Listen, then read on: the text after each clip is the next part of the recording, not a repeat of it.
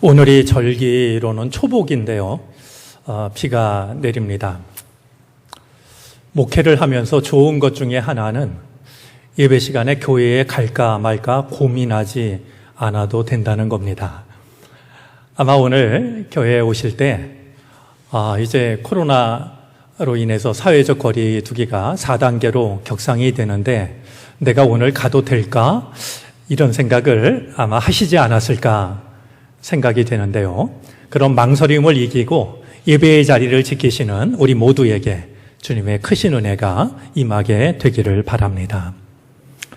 이제 2주간 저희가 얼굴을 볼 수가 없게 되었습니다. 오늘까지도 비대면으로 해야 되는 거 아닌가 고민을 안 한 것은 아니었는데요. 2주간 못 보는데 못 보기 전에 얼굴을 보는 것이 필요하겠다. 이런 생각이 무엇보다 컸습니다. 서로를 위로하고 격려하고 말이죠. 이런 시간이 우리 서로에게 필요하지 않나 하는 생각을 하게 되었습니다. 2주간 저희가 비대면으로 시간을 보내게 됐는데요. 이 시간이 방학처럼 여겨진다면 얼마나 좋겠습니까? 근데 제 심정을 있는 그대로 이야기를 하면은요, 정말 위험한 전쟁터에 우리 교우들을 내보내는 그런 마음입니다. 그것도 한 사람씩. 그런 면에서 혹시 그런 표현이 가능하다고 그러면 여러분에게 명령을 내리고 싶습니다. 꼭 살아나라고 말이죠. 그리고 살아서 생환하라라는 것을 명령처럼 내리고 싶어요. 참 어려운 시간을 보내지만 이 세상에 지지 않기를 바라고요. 오히려 믿음으로 세상을 이길 수 있는, 그래서 우리가 다시 만날 때 정말 더 복된 모습으로 만나게 되는 이 은혜를 우리 모두가 누릴 수 있기를 바랍니다. 마음이 좀 무거운데요. 좀 가벼운 이야기부터 하면 좋겠다 싶습니다. 옛날에 아버지와 아들이 집신을 삶아가지고요, 장날이 되면 내다 파는데 이상하죠? 아버지가 파는 집신은 금방 팔리는데 아들이 파는 집신은 잘 팔리지를 않아요. 이런 일이 번번이 반복되자 아들이 아버지한테 물었습니다. 아버지, 이 이유가 도대체 뭐예요? 아버지가 삶는 집신은 금방 팔리고 제가 삶는 집신은 팔리지를 않으니 좀 비결을 가르쳐 주세요. 아버지가 가르쳐 줬을까요? 죽을 때까지 안 가르쳐 줍니다. 그러다가 이제 죽을 때가 되니까 이걸 혼자만 알고 있기에는 이게 아쉬웠겠죠. 아들한테 마지막으로 비결을 가르쳐 주는데요. 아버지가 가르쳐 준 비결은 털이 전부였습니다. 아들이 도대체 이게 뭔 소리일까 이제 생각을 하다 드디어 아버지가 집신 만드는 비결을 알게 되는데요. 아버지가 얘기했던 털이라는 말은 집신을 삶기 전에 그 지폐, 거슬거슬한 그 털을 잘 벗겨내라고 하는 말이죠. 그리고 집신을 삶은 뒤에도 그냥 내다 파지 말고 까슬까슬한 부분을 잘 다듬어서 내라고 하는 말이죠. 그런 아버지의 뜻이라고 하는 것을 아들이 이제 마침내 깨달았다 하는 이야기입니다. 별것 아닌 것 같지만 그것이 아버지와 아들이 만든 집신의 차이였던 거예요. 혹시 바둑을 좋아하시는 분이 계신지 모르겠는데요. 바둑에 있어서 고수와 하수를 구분하는 기준이 있는데요. 고수는 자기가 둔 바둑을 복귀할 줄 아는 사람입니다. 하수는 복귀를 못해요. 고수는 내가 둔 수를 어디다 뒀는지, 상대가 어디다 뒀는지를 바둑판이 다 끝난 다음에도 얼마든지 둘 수가 있습니다. 인생에 있어서도 엇비슷한 게 아닌가 하는 생각도 들어요. 여러분, 똑같이 생겼지만요, 명품하고 짝퉁을 구분하는 기준이 있다고 그래요. 예를 들면 가방이 말이죠, 명품이든 짝퉁이든 이게 전문가도 구별하기 어려울 만큼 닮지 않습니까? 그런데 그것을 구분하는 그 방법이요, 비가 올 때 보면 안다는 거예요. 비가 올 때요, 머리에 이렇게 뒤집어 쓰고 달리면 그건 짝퉁이고요. 비가 올 때 얼른 자기의 품속에 넣어서 그 가방을 보호하려고 하는 건 명품이라는 거예요. 제가 이렇게 가볍게 이야기하는 이유가 있습니다. 사실 우리 삶에 있어서 사소해 보이지만 이 사소한 차이가 중요한 차이를 결정짓는다는 거예요. 여러분, 다른 누군가와 이야기할 때요, 자꾸 주어를 내가 이러지 말고요, 그걸 저로만 바꿔도, 제가, 저는 단어 하나만 바꿔도요, 그 사람은 겸손한 사람이 될 수 있습니다. 겸손을 위해서 산속에 들어가서 돌을 닦는 이런 게 아니고요, 단어 하나만 바꿔도 얼마든지 그가 어떤 사람인지가 달라지게 된다는 것입니다. 우리 신앙생활에 있어서도요, 아주 사소해 보이는 것이 중요한 차이를 가져오는 것들이 있는데요, 오늘은 우리에게 주어진 말씀을 통해서 우리 신앙 안에서 경험하는 사소한 차이, 그러나 아주 중요한 차이가 무엇일까 하는 걸 생각해 보도록 하겠습니다. 오늘 본문에는 다윗이 언약궤를 예루살렘 성으로 옮기고 있는 내용이 담겨져 있습니다.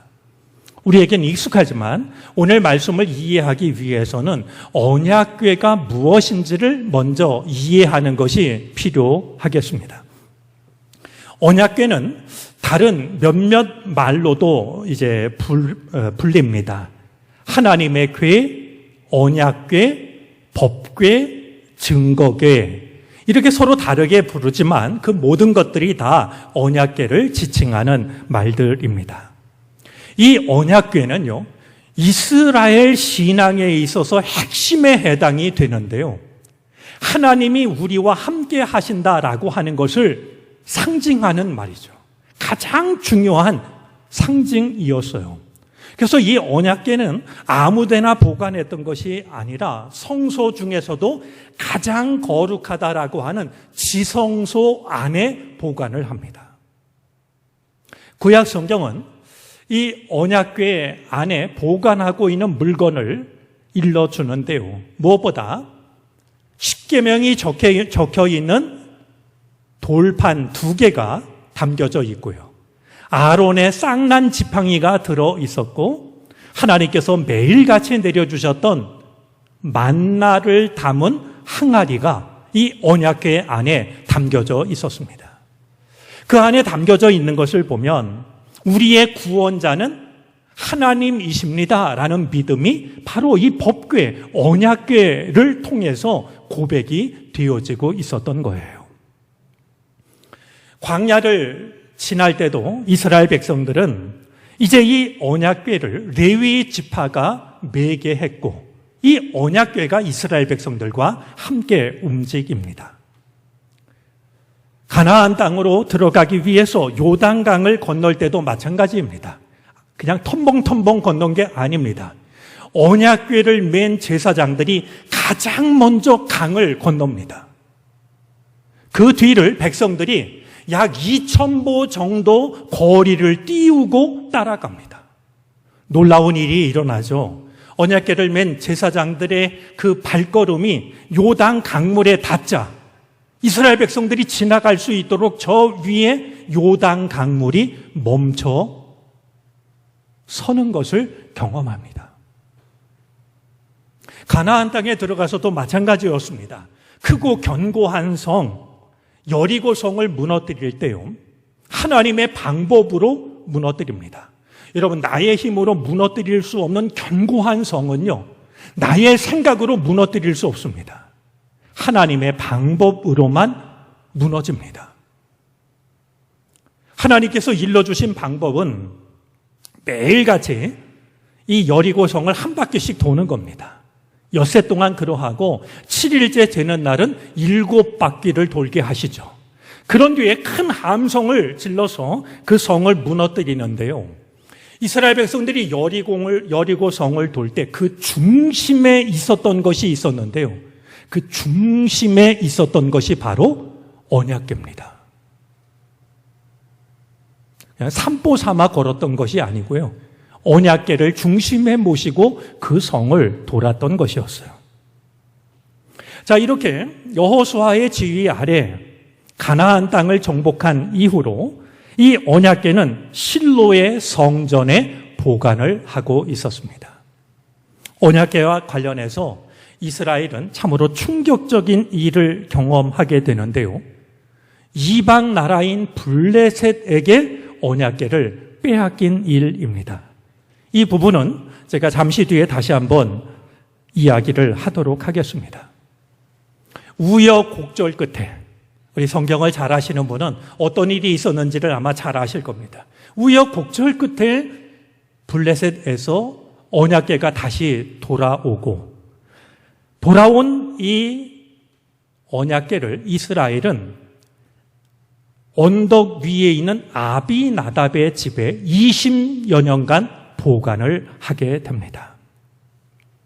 그리고 나서 언약궤에 대한 이야기가 성경에서 찾아볼 수가 없습니다. 그럼 미루어 생각하면 언약궤는 아비나답의 집 어떤 한쪽 구석에 방치된 채로 20여 년의 시간이 지나고 있었던 겁니다. 자, 그런데 이제 다윗이 왕이 된 뒤에요. 가장 먼저 그가 공식적인 업무로 했던 일이 있었는데 그것은 아비나답의 집에 모셔져 있는 언약궤를 20여 년 동안 거의 잊혀진 것처럼 방치되고 있던 언약궤를 예루살렘 성으로 옮기는 것이었습니다. 이 일이 얼마나 중요한지를 잘 알고 있었던 다윗은 이 언약궤를 모셔오는 행사를요, 할 수 있는 한 가장 성대하게 치릅니다. 오늘 말씀을 보니까요, 정병 3만 명이 아비나답의 집으로 갑니다. 그리고 다윗도, 왕도 그걸 명령만 내린 게 아니라 친히 백성들을 이끌고 그 자리를 찾아갑니다. 언약궤를 그냥 아무렇게나 옮겼던 게 아니라 수레를 새로 만들어 가지고 새로운 수레에 실어서 언약궤를 옮기기 시작합니다. 자, 아비나답의 집에서 언약궤를 모시고 나올 때의 모습을 오늘 본문 4절과 5절은 이렇게 기록하고 있습니다. 그들이 산에 있는 아비나답의 집에서 하나님의 궤를 싣고 나올 때에 아효는 궤 앞에서 가고 다윗과 이스라엘 온 족속은 잣나무로 만든 여러 가지 악기와 수금과 비파와 소고와 양금과 제금으로 여호와 앞에서 연주하더라. 여러분, 이걸 우리가 머릿속으로 상상하면 이거 정말 대단한 거 아니겠습니까? 수를 헤아리기 힘든 그 많은 사람들이 말이죠. 하나님의 언약궤를 아비나답 그 시골 외진 곳에서 예루살렘으로 이제 옮겨가는데 온 백성이 동원이 되고 또 그걸 그냥 모시는 게 아니라 누가 봐도 새 수레에 싣고 그리고 할 수 있는 한 모든 악기를 동원해서 연주라는 말보다는 사실 찬양을 하면서 말이죠. 이 언약궤를 옮겨가고 있으니 이 얼마나 장엄한 광경일까 어렵지 않게 짐작을 할 수가 있습니다. 그런데 그날 생각하지 못했던 일이 일어납니다. 그날의 그 축제 분위기에 한순간 찬물을 끼얹는 말이죠. 불상사가 일어나고 맙니다. 언약궤를 옮기던 행렬이 나곤의 타작마당에 이르렀는데요. 아마 군중들의 함성 소리 혹은 연주 소리에 놀랬을까요? 수레를 끌고 있던 소들이 깜짝 놀래가지고 날뛰기를 시작합니다. 자, 수레를 끌던 소들이 날뛰다 보니까 수레에 실었던 언약궤도 떨어지는 것이 당연했을 겁니다. 하나님의 언약궤가 떨어지려고 하자 언약궤를 움직이는 책임을 맡았던 우사가 언약궤가 떨어지지 못하도록 언약궤를 붙잡았습니다. 그 순간 하나님이 우사를 치십니다. 그래서 우사가 그 자리에서 죽고 말았어요. 이 놀라운 잔치에 찬물을 끼얹는 말이죠. 잘 옮겨가던 이 언약궤로 인해서 그걸 옮기던 웃사가 죽고 말았으니 참으로 생각지 못한 뜻밖의 일이 아닐 수가 없습니다. 여러분, 웃사가 죽은 것은요, 갑자기 떨어지는 언약궤를 붙잡으려고 하다가 심장마비를 일으킨 게 아닙니다. 성경에 보니까 웃사의 잘못을 하나님이 치셨다라고 분명하게 말합니다. 그 잘못이 무엇인지는 설명하지 않지만 웃사는 잘못했고 하나님은 그를 치셨다라고 기록을 합니다. 자, 이 말씀을 대할 때마다 사실 우리들의 마음은 불편해집니다. 그리고 당황스러워집니다. 아니, 우리가 아무리 하나님을 믿지만 하나님이 너무하신 거 아니야? 하나님이 너무 과격하신 거 아니야? 하나님이 너무 성급하신 거 아니야? 아니, 웃사는 하나님의 궤를 운반하는 책임을 맡은 사람으로서 하나님의 궤가 땅바닥에 떨어질까 봐 그걸 붙잡았는데, 아니, 주시려면 상을 주셔야지 벌을 주시다니. 그리고 그 벌이 죽는 거라니 말이죠. 아니, 이건 뭔가 하나님이 너무하신 거 아니야? 하나님이 이런 분이시라면 누가 하나님의 일을 할 수 있단 말인가? 우리들의 당황스러운 마음 속으로는 하나님에 대한 일종의 두려움과 거리감, 어쩌면 거부감까지도 우리 마음속에 찾아드는 생각 중에 있다는 것을 부인할 수가 없습니다. 도대체 웃사는 뭘 잘못한 걸까요? 그리고 하나님이 웃사를 치신 것은 도대체 어떤 의미가 있는 것일까요? 우리가 언약궤를 생각하면서 조금 더 살펴보아야 할 것이 있습니다. 여러분, 언약궤에 대한 규정들은요, 구약성경 율법서에 여러 곳에 언급이 됩니다. 먼저 출애굽기 25장 13절과 14절, 역대상 15장 14절부터 15절까지의 말씀을 보면은요, 이 언약궤는 너무나 거룩한 것이기 때문에 사람이 손을 댈 수가 없었습니다. 함부로 이 타치를, 접촉을 할 수가 없는 너무나 거룩한 도구였어요. 자, 그러면 언약궤를 어떻게 옮겼을까요? 손을 댈 수 없다면 어떻게 옮겼을까요? 공중 부양을 하나님이 시키셨을까요? 그에 대한 규정도 있습니다. 언약궤 네 모퉁이에다가 금으로 된 고리를 박아둡니다. 자, 그러면 언약궤를 옮길 때 언약궤에다 손을 대는 게 아니라 고리와 고리 사이에 채를 겁니다. 막대기를 걸어요. 그래가지고 옛날 가마를 옮기듯이 말이죠, 제사장들이 그 막대기를 어깨에 메고 언약궤를 옮기게 했습니다. 손을 못 대게 말이죠. 고리에다가 채를 걸어서 채를 어깨에 메고 걷도록 했던 것이죠. 또한 민수기 4장 15절 말씀에 보면요, 이 언약궤를 옮길 때 아무나 혹은 기운이 센 사람이 옮기게 하지 않았습니다. 하나님을 예배하는 레위 지파 중에서도요, 고핫 자손만이 언약궤를 메게 합니다. 너무나 거룩한 물건이어서 아무나 메는 게 아니라 유다 지파 중에서도 고핫 자손만이 메게 했습니다. 민수기 7장 9절을 말씀해 보면 이런 내용이 있습니다. 성막을 다 짓고 난 뒤에 이스라엘의 각 지파가 하나님께 제물을 바칩니다. 하나님은 이스라엘 백성들이 지파별로 바친 이 제물을 모세를 통해 가지고 유다 지파에게, 하나님을 섬기는 유다 지파에게 배분을 하는데요. 그걸 가지고 하나님을 섬기는 일에 사용하라고 배분을 해요. 그런데 민수기 7장 9절에 보면 이런 내용이 있습니다. 제가 사번역으로 읽겠습니다. 그러나 모세가 고핫 자손에게는, 고핫 자손이 누구라고 그랬어요? 언약궤를 맬 수 있는, 바로 이 고핫 자손에게는 그들이 맡은 거룩한 임무가 어깨로 메고 다니는 일이었으므로 수레도 황소도 주지 않았다. 그들에게 주어진 그 일은 언약궤를 메는 일이었기 때문에 다른 유다 지파에게는 다 나눠 주어도 그들에게는 황소도 주지 않고 수레도 주지 않았다는 거예요.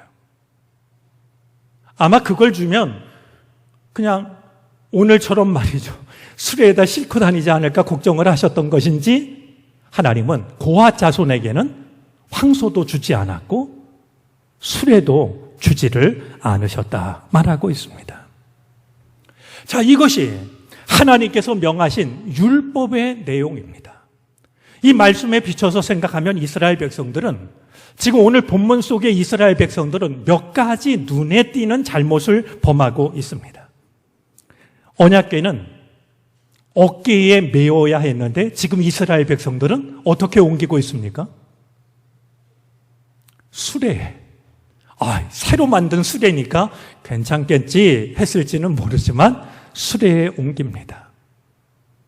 우리도 편리와 효율을 앞세워서 하나님의 말씀을 무시할 때가 적지가 않습니다. 또한 이 언약궤는요, 고핫 자손만이 옮길 수 있었음에도 불구하고 아비나답의 두 아들이 언약궤를 옮기게 합니다. 그동안 20여 년 동안 아비나답이 언약궤를 보관해 왔으니까 마침 아들 둘이 있어요. 그러니까 이들이 옮기는 게 마땅하지 않을까 생각을 했던 것이죠. 사람의 생각을 따라서 언약궤에 옮기는 책임자를 정하고 있는 걸 보게 돼요. 또한 결정적인 문제는 언약궤에는 사람의 손을 댈 수가 없었는데 우사는 고핫 자손이 아니어서 몰랐는지는 모르지만 언약궤가 떨어지려고 하자 아무 생각 없이 언약궤를 붙잡았던 것이었어요. 손 대서는 안 될 게 있는데, 넘어서는 안 되는 선이 있는데 우사는 전혀 생각을 하지 못했던 것이었죠. 자, 이렇게 율법에 비춰서 보면 이스라엘 백성들이 잘못했네, 충분히 이해가 되는데, 그래도 다 떨쳐내기 어려운 그런 마음이 남아있어요. 아무리 그래도 그렇지, 우사를 죽이실 것까지 있었을까? 그 떨어지는 언약궤를 붙잡았다고 그를 치셔서 그 자리에서 죽게 할 필요까지 있었을까? 이런 생각을, 저만 그런가요? 이해는 되는데, 뭘 잘못했는지는 알겠는데 그 잘못이 이렇게 우사를 치실 만큼 큰 잘못이었을까요? 그 생각까지 떨쳐내기가 어렵습니다. 도대체 하나님은 왜 그렇게 무섭게 진노하신 걸까요? 우리가 기억해야 될 게 있습니다. 지금 하나님은요, 우사 한 사람에 대해서 진노하고 있는 게 아닙니다. 오히려 지금 이 일을 벌이고 있는 온 이스라엘을 향해서 하나님은 진노하고 계신 겁니다. 언제부턴가, 아마 제 짐작으로는 가나안 땅에 살면서요, 가나안 사람들이 신앙생활하는 걸 보고 배웠던 것이 아닐까 싶은데요, 이스라엘 백성들 마음속에 자리 잡고 있는 잘못된 신앙이 있었어요. 언약궤를 움직이면 하나님이 덩달아 따라온다라고 하는, 자기들이 하나님을 움직일 수 있다라고 생각하는 말이죠. 그리고 우리가 언약궤를 가지고 있으면 하나님이 우리를 지켜주는 거라고. 여러분, 그런 생각이 현실로 드러난 그런 일이 있었어요. 블레셋과 전쟁을 할 때 블레셋에게 패합니다. 이스라엘의 지도자들이 모여서 우리가 왜 패했을까? 여러 가지를 생각해 보니까 짐작이 되는 게 있었어요. 아하, 우리가 언약궤를 앞세우지 않았구나. 그들은요, 블레셋과 또다시 전쟁을 하면서 이번에는 언약궤를 가지고 와서 언약궤를 앞세우고 전쟁을 합니다. 이겼을까요? 이스라엘의 기대대로라면 이기는 게 당연했지만 오히려 이스라엘은 대패를 하고 맙니다. 그날 죽은 이스라엘의 보병이 3만 명이었어요. 말이 3만 명이지 말이죠. 각 집안의 가장들이 전쟁에 나갔다가 3만 명이 죽었다는 거, 이거 엄청난 일 아닙니까? 그날이요, 엘리의 두 아들도 전사를 당하고 맙니다. 가장 충격적인 일은요, 언약궤마저도 블레셋에게 빼앗겼던 거예요. 이것만 있으면 우리가 이길 수 있다라고 생각했던, 이것만 있으면 하나님이 우리와 함께 하시는 거라고 생각했던 언약궤마저 빼앗기고 말았어요. 엘리 제사장은요, 이제 이 전쟁이 어떻게 됐을까 기다리고 있다가 누가 와서 보고를 하는데요, 두 아들도 죽었습니다. 그때가 아니었습니다. 그 다음 소식인 언약궤도 빼앗겼다는 말을 듣자 의자에 앉아 있다가요, 의자에서 떨어져서 목이 부러져 죽습니다. 불행은 거기서 끝나지 않았어요. 엘리 제사장의 며느리이자 이제 비느하스의 아내는 임신 중이었는데요, 출산날이 가까이 다가왔던 모양이에요. 그런데 얘기를 들으니까 시아버지도 돌아가셨지, 죽었지, 언약궤도 빼앗겼지, 남편도 죽었지. 이 소식을 겹쳐들은 비느하스의 아내가요, 갑자기 산통이 옵니다. 몸을 구부려서 아기를 낳았는데 아들이에요. 그가 아들의 이름을 이렇게 지어달라고 이야기했는데요, 그가 이야기한 아들의 이름은 이가봇입니다. 그 말을 하고 이 며느리도 죽어요. 이가봇이라는 말은 하나님의 영광이 떠났다 하는 뜻입니다. 하나님을 믿은 게 아니라 언약궤를 의지했던 그 결과가 얼마나 잘못된 것인지를 하나님은 우사를 치심으로 이스라엘 백성들에게 다시 한번 확인을 시키고 있는 것이었어요. 하나님의 진노하심 중에 빠뜨릴 수 없는 게 있습니다. 바로 다윗입니다. 하나님 지금 우사를 치심으로 사실은 다윗을 치시고 있어요. 자, 다윗이 이스라엘의 왕이 됐는데요, 다윗에게는 큰 숙제가 있어요. 뭐냐 하면 사울 왕이 그동안 북지파에서 이스라엘 백성들을 다스렸습니다. 그리고 이 언약궤는요, 사울이 왕으로 있는 동안에는 길갈, 베델, 실로 등 북쪽에 있는 성소에 보관을 하고 있었어요.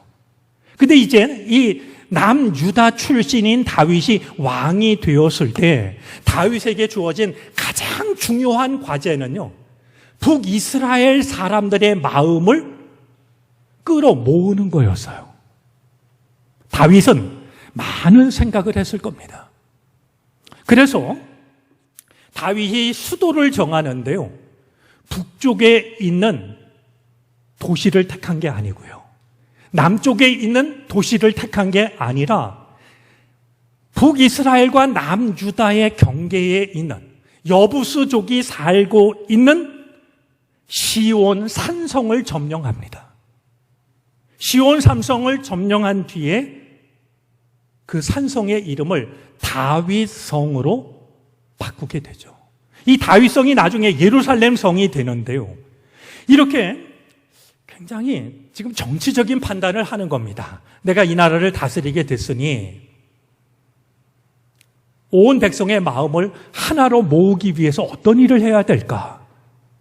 수도를 정할 때 북이스라엘도 아니고 남유다도 아니고 어디에도 속하지 않은 중간 지역, 여부수족이 살던 그 성을 빼앗아 가지고 다윗성이라 부르고 그 성을 수도로 삼으려고 했던 거예요. 자, 그런데 그것만으로는 부족하다라고 느꼈던 것 같습니다. 다윗이 그 다음에 하는 일을 보니까요, 뭐냐 하면 바로 어딘가 시골에 지금 방치되어 있는 하나님의 언약궤를 이 예루살렘 성으로 모셔온다면 백성들의 마음이 하나가 되기에 얼마나 좋을까. 다윗이 언약궤를 모시고 오면은요, 나이가 많은 어른 세대들이요, 야, 다윗은 율법을 정말 중요시하는 사람이구나.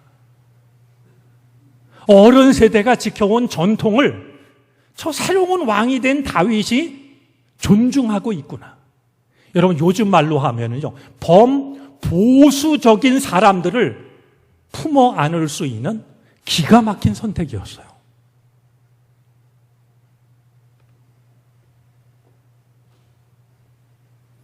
그것이 다윗의 생각의 전부는 아니었겠지만 지금 상황으로 보자면 정치적으로 백성들의 마음을 하나로 모으는 일들, 신앙적으로 신임을 받을 수 있는 그 일 중에는 언약궤를 다윗성 예루살렘 성으로 모셔오는 것보다 더 좋은 일은 없었을 겁니다. 지금 하나님이 그런 마음으로 법궤를 옮기고 있는 다윗의 마음을 모르셨을까요?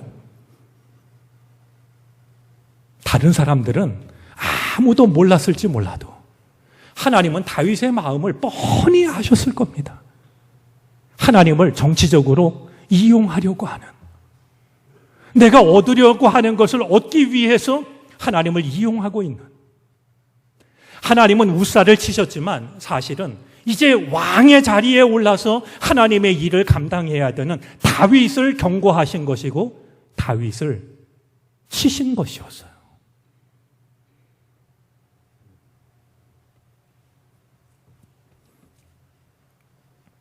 우리가 기억해야 될 게 있습니다.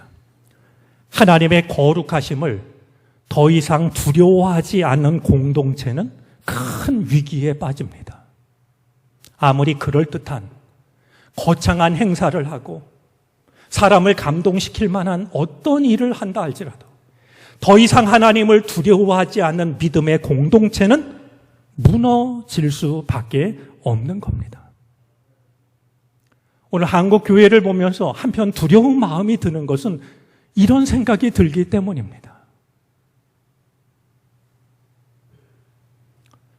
우리가 다시 생각해 보아도 언약궤를 새 수레로 옮기려고 했던 것, 떨어지는 언약궤를 붙잡으려고 했던 것, 백성들의 마음을 하나로 모으기 위해서 구석에 있는 언약궤를 수도 예루살렘으로 모셔오려고 했던 것, 큰 잔치를 벌였던 것, 크게 잘못된 것으로 여겨지지 않습니다. 바로 그 사소한 잘못이 하나님께는 큰 잘못이었습니다.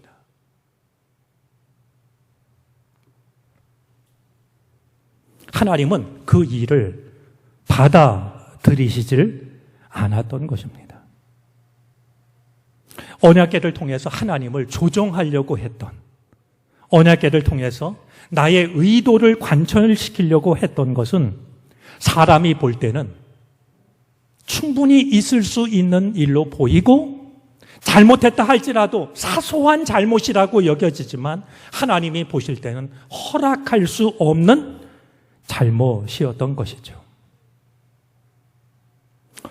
혹시 보셨는지 모르겠는데요, 저는 며칠 전에 텔레비전 방송을 보다가 오래전 일이죠, 다미 선교회, 그때 있었던 일을 다시 재조명하는 방송을 보았습니다. 기억하실지 모르겠습니다만 1992년 날짜도 있습니다. 10월 28일입니다. 그날 주님이 오셔서 구원받은 자들이 휴거한다라고 하는 이 이야기가 온 나라에 퍼졌습니다.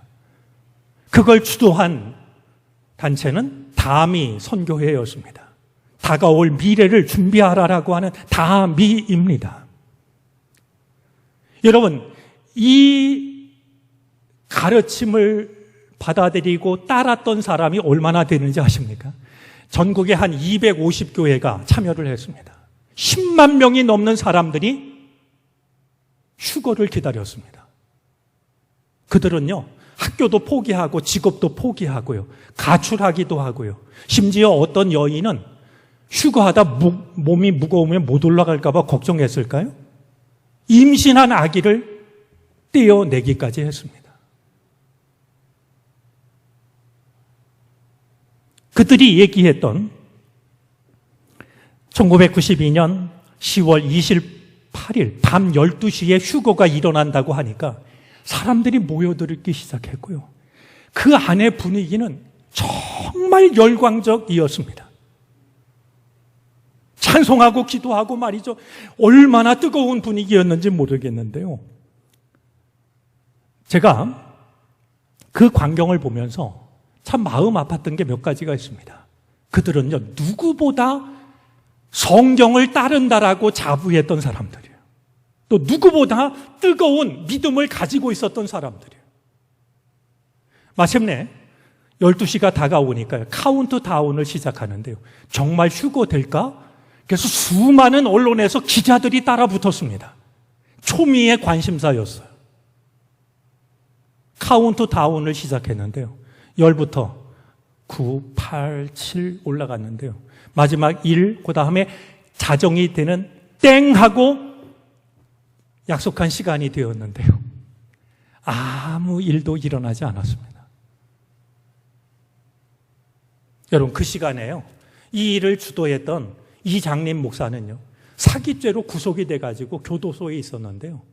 아니, 12시에 휴거가 된다고 그래놓고 자기는 11시부터 잠을 자는 건 웬일입니까?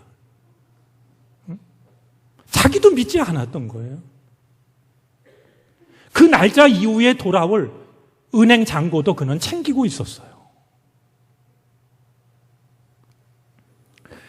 그들이 했던 가장 결정적인 잘못이 있다면 하나님의 때를 인간이 정하려고 했던 거예요.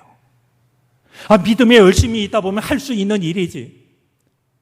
100번 양보해서 사소한 잘못처럼 보일지 몰라도 하나님은 받아들일 수가 없는 말이죠.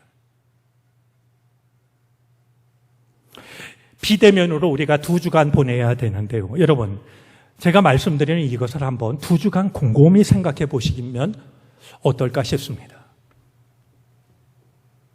생각해 보시기를 바라는 건요, 우리가 하나님이 계시다고 믿는 것과 하나님을 믿는 것은 다른 겁니다. 하나님이 계시다는 것을 믿는 것, 거기에 머물면은요, 이런 잘못들을 얼마든지 범합니다. 왜? 사소하게 여겨지니까. 그러나 하나님을 믿으면 할 수 없는 일들입니다. 우리의 마음속에는 우리의 믿음을 하찮은 것으로 만들기도 하고 훌륭한 것으로 만들기도 하는 사소한 차이점이 있습니다. 그것을 우리가 알아챘으면 좋겠습니다. 나의 믿음을 하찮은 것으로 만들어버리는, 조금 과격하게 얘기하면 짝퉁처럼 만들어버리는 그 사소한 차이가 뭘까? 버리시기를 바라고요. 나의 믿음을 하나님께서 인정하시고 기뻐하시는, 그래서 복을 주실 만한 믿음으로 만들어낼 수 있는 그 사소한 차이를 무슨 일이 있어도 지키시기를 바랍니다. 그것을 결정하는 것은 대단한 것이 아니라 우리가 무시하고 있는 사소한 차이가 그것을 결정하기 때문입니다. 이번 2주간 비대면의 시간을 보내면서 우리의 믿음을 되돌아보며 나의 믿음을 하찮은 것으로 만들기도 하고 소중한 것으로 만들기도 하는 그 하찮은 사소한 차이, 그것을 발견하고 그 사소한 차이를 믿음으로 이겨내서 하나님이 인정하시고 하나님이 기뻐하시고 하나님이 복 주실 만한 믿음의 사람으로 살아갈 수 있게 되기를 주님의 이름으로 축복합니다. 기도하겠습니다.